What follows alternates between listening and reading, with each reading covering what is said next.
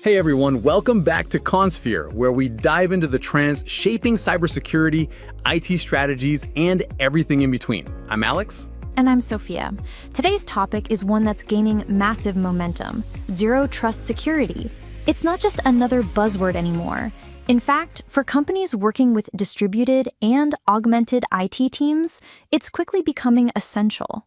Absolutely. With remote work here to stay and tech talent scattered across time zones, traditional perimeter-based security just doesn't cut it anymore. So grab a coffee or a notepad because we're diving into the new era of zero trust security in a world of distributed IT teams and why your company can't afford to ignore it.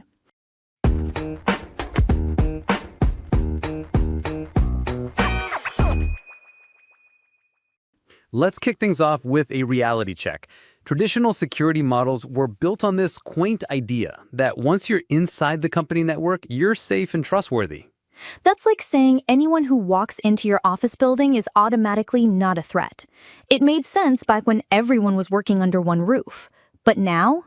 Now you've got developers in Argentina, QA engineers in Pakistan, DevOps teams in India, all plugging into the same systems, repositories, and pipelines.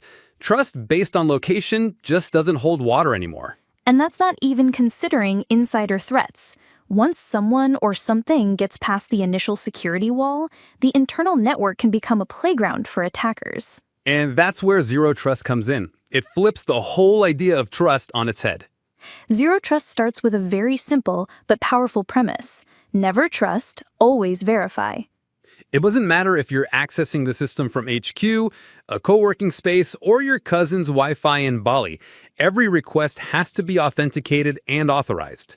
So what does that actually look like in practice? Well, you've got a few core components. Multi-factor authentication, so passwords alone aren't enough.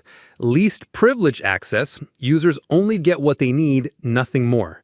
Continuous monitoring, watching behavior patterns to detect anomalies. Microsegmentation, breaking networks into small zones to limit lateral movement. And endpoint verification, checking if the device meets security compliance. It's like checking a guest's ID, verifying their invitation, scanning their bags, and then giving them access to only one room in the building, not the entire floor. Now, this is where it gets especially relevant for companies using IT staff augmentation. You're bringing in talent from across the globe. Maybe it's a React developer in Ukraine or a cloud consultant in Canada.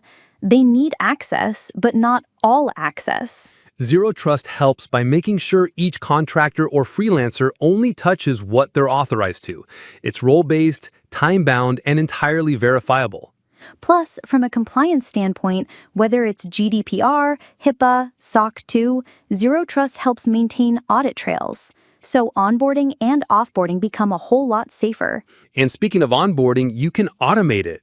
No more waiting around for manual approvals that clog up your security teams. Temporary access can be provisioned instantly and revoked just as fast. That's speed without compromise. So how does a company actually start building a zero trust model? Great question. It begins with identity-first security. Basically, your users are the new perimeter. So tools like Azure AD, Okta, or Google Workspace become central to the security setup. Then there's endpoint management, using MDM tools to make sure devices meet compliance standards before they even connect. Access has to be context-aware, based on who the user is, what device they're using, their location, and behavior. And let's not forget security awareness training. Whether someone is full-time or contracted, they need to be alert to phishing, password hygiene, and secure coding practices. Let's bring this down to the real world. Imagine your DevOps contractor needs access to the AWS console for a 2-week sprint. With Zero Trust, you don't just hand over a password. You issue a time-bound role with limited access, say to only the staging environment, and enforce MFA. You even log their actions for audit purposes. Now contrast that with the old model. Give them VPN access and pray they don't go snooping around production servers. Scary stuff. Another pitfall is skipping user behavior analytics. Without monitoring, you might miss unusual activity, like someone logging in at 3 a.m. from a flagged country. And don't forget, contractors often reuse passwords across jobs. That's why identity and device security must go hand in hand. Here's the truth. With distributed teams being the new normal, you can't scale security by hiring more people. You scale it by adopting better frameworks. And Zero Trust is exactly that. It's built for the cloud. It's built for hybrid teams. It's built for the future. Sure, it requires a shift in mindset and tooling, but the cost of not implementing it, that's data breaches, compliance fines, and loss of trust. And if you're a company relying on global tech talent, Zero Trust isn't just smart, it's necessary.